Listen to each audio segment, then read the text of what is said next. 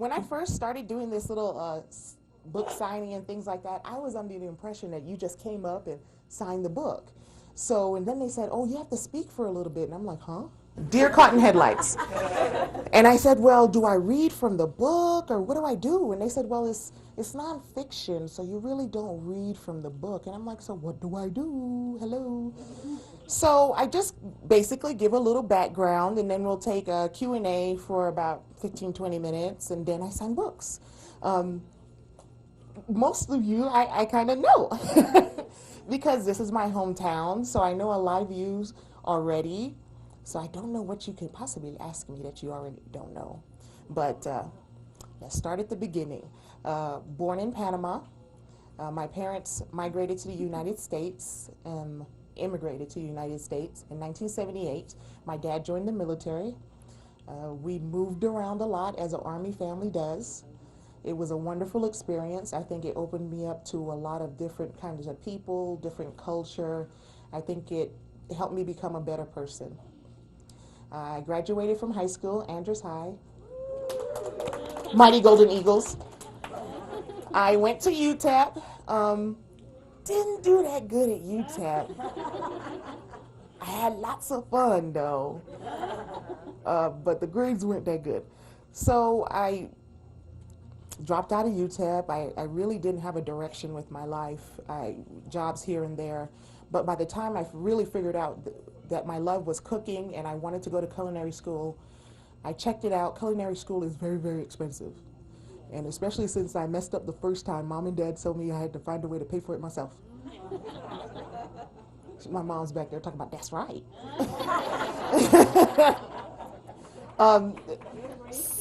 So I looked into joining the military.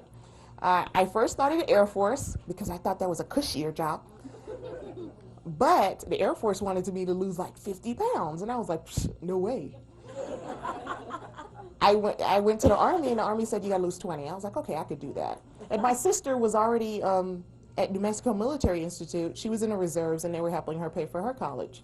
I had plenty of cousins that went into the military, was helping them pay for their education.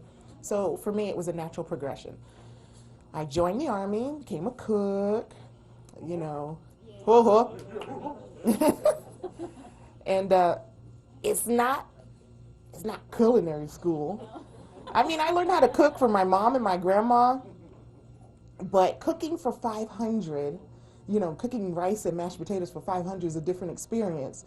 And, you know, you're not allowed to put all that little flavor that you can in your food. And, of course, my parents like to remind me, you know, we're not in the Army anymore. You can put a little flavor in your food. All the love, right? My first duty assignment was Fort Carson. I ended up being stationed there with my sister. My middle sister, she's younger than me and an officer. We were not happy about that situation. My mom loved it because Fort Carson's not that far away and we were together. Oh, y'all are together. We didn't like it because you live all this time with your sister and you're going out and doing your own thing and the Army puts you right back together. And we were also in the same regiment. I mean, we couldn't run from each other. But, you know, there's a reason for everything. I had my daughter, and it was a good thing I was so close to home, and I had the support of my sister nearby. My youngest sister graduated from UTEP and came up to Colorado Springs to help me with my daughter. By the time it was close to re-enlistment, at first I said, no, I'm not going to re-enlist. Then my parents were like, are you crazy? You got a baby to take care of, and this and that. And I resisted, not because it made sense, because Mom and Dad told me to. You know, you're still fighting against the parental units. But in the end, I did re-enlist and requested to come back to El Paso at Fort Bliss. After how many years of trying to run away from El Paso, they ended up coming right back. As a matter of fact, I asked the Army to send me right back. Who knew that soon after I would get orders for deployment to go to Kuwait to support the conflict in Iraq, or that, about 4 weeks into my deployment, that I would be involved in an ambush and become a POW. Certainly, it never, ever occurred to me that I would be a POW. We got that briefing before we went into Iraq, and we talked about sniper fire. And, you know, once you talk about the sniper fire, you have the possibility of losing your life. And that became very real to me, but it never occurred to me that I'd be a POW. I prepared for death, but not for captivity, strange as it seems. It was not an easy capture. It was very violent. I lost 11 comrades and became POWs with 5 others. 22 days of captivity. We were moved 7 times. It was not easy, but it was better than I thought. I was shot during the ambush. I received medical care for my legs. I was treated humanely and sometimes with a lot of respect, which was something I didn't expect from the enemy, but I'm very grateful for. On the 22nd day, the United States Marine Corps came to the rescue. Hoorah. Kicked down the door. It was just like in the movies. Just like in the movies. They kicked down the door, talking about, get down, get down. And I heard that clear English, and I felt complete joy. Complete joy. I was going home. I can't even describe it. I can't describe it. There was so much going through my mind. I was so happy, and coming home to a wonderful crowd in El Paso was a blessing. I had no idea that all these people were waiting on Biggs for us to come home. You know, I remember the folks on the aircraft coming in and say, well, you got a big old crowd waiting for y'all. And I'm like, really? Why? I expected my family, but I really didn't expect, you know, just so many people out there waiting and just welcoming us home. And I appreciate it more than I can say. You know, coming home was joyous, but it also wasn't very easy.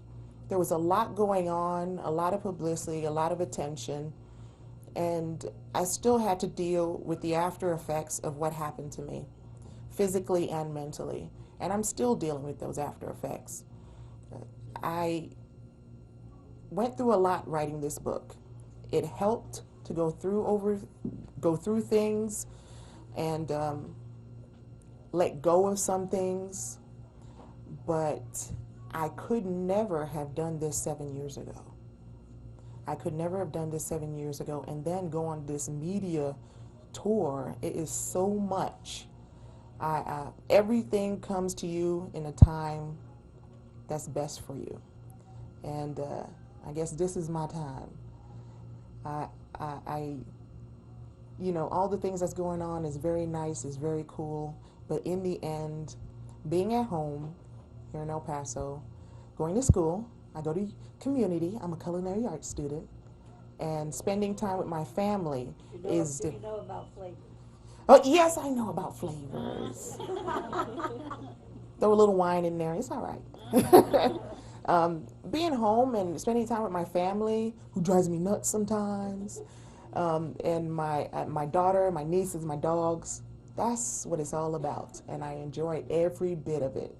No matter how much they drive me crazy, I love it to death. And I really appreciate the fact that all y'all came out just to see me. Especially since some of y'all see me like every day. They'll see me tomorrow in church. Believe me, Mommy will call at 6:30 in the morning, talking about, get up, you got to go to church, you got to go to Mass. So thank you very much for joining me, and I will take questions now. Oh, don't tell me you ain't got no questions, because I know you do. Yes, ma'am. Your daughter, where does she go to school? What's she into? She goes to Bliss Elementary. She's into everything that she's not supposed to. She's 9, too tall for her own good. She's back there grinning and she's a typical 9-year-old. Tests my nerves, I tell you, but what are you gonna do? You just gotta love them. You ready? Yes. Tell us, what made you decide to write the book? Well, besides the fact that my family had been telling me from the moment I came home to write a book, I had to explain. I was like, look, I know y'all think I'm all good and wonderful. The whole world doesn't necessarily feel the same way.